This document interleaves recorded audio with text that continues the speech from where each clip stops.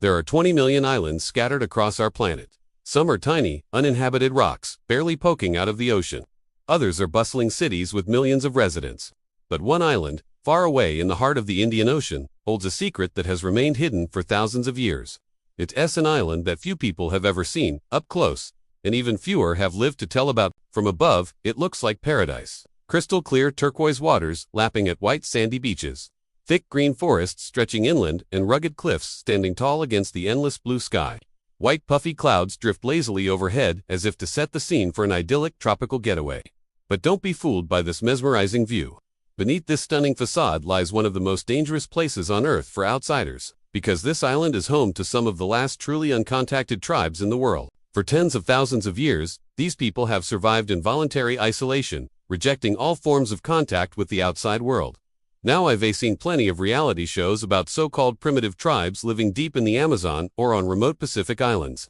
But when it comes to this forbidden island, the experts admit we don't know much at all. Anthropologists estimate there may be anywhere from a couple hundred to more than 2,000 people living in complete isolation on this single island. We don't know much about their culture, language, or even how many different groups there are. There are believed to be between 10 and 30 different languages spoken on this island. But what we do know is that if you set foot on this island without being invited, you're unlikely to leave alive. For the people who live here, the outside world represents nothing but danger, disease, and invasion.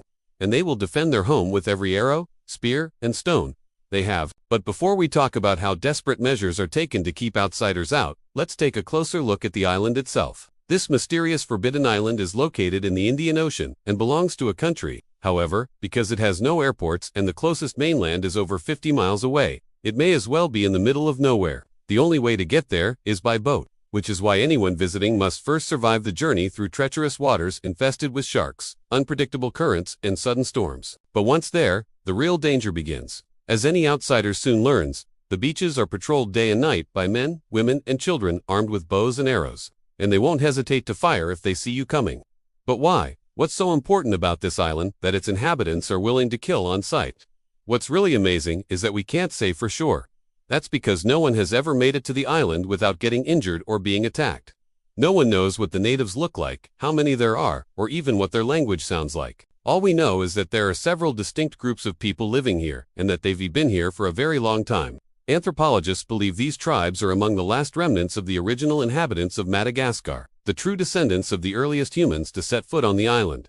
According to some estimates, these people have been living here for at least 20,000 years. Over that time, they've developed their own unique cultures, languages, and traditions, completely separate from the rest of the world. And they've done this by staying hidden. Anthropologists now think that these tribes deliberately moved into the interior of the island to escape invaders. When Arab slave traders began showing up in the 8th century, these people fled farther inland. And when European colonists arrived in the 15th century, the tribes retreated deeper into the forest. To this day, they fear outsiders. And for good reason. Disease brought by Europeans in the 19th century devastated these isolated populations. Entire villages were wiped out by smallpox, measles, and other diseases to which they had no resistance. The survivors fled deeper into the jungle, determined to hide from the rest of the world.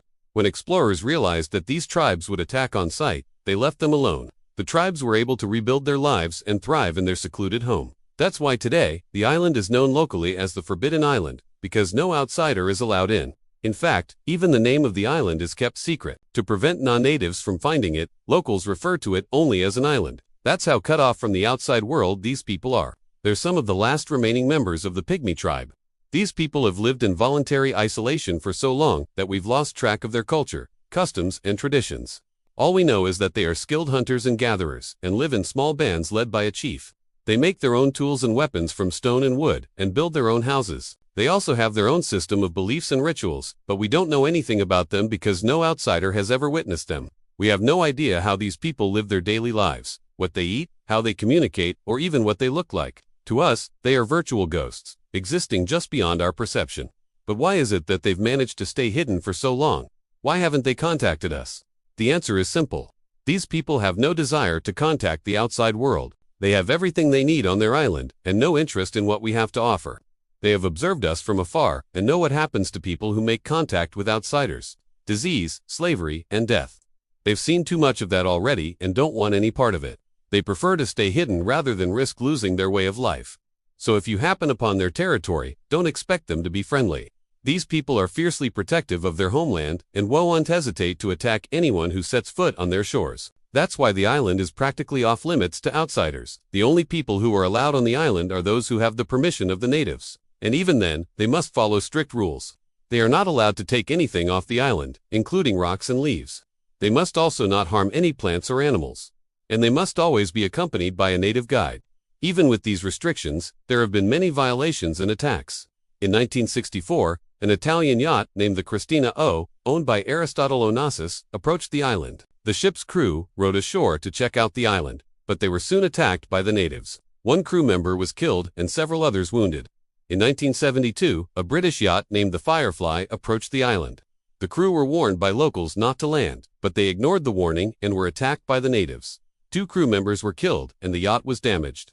These are just 2 of the many attacks that have occurred on the island, and they serve as a reminder that these people should not be messed with. But it's not just boats that have been attacked. Helicopters flying overhead have also been driven away by spears and stones thrown from the beaches.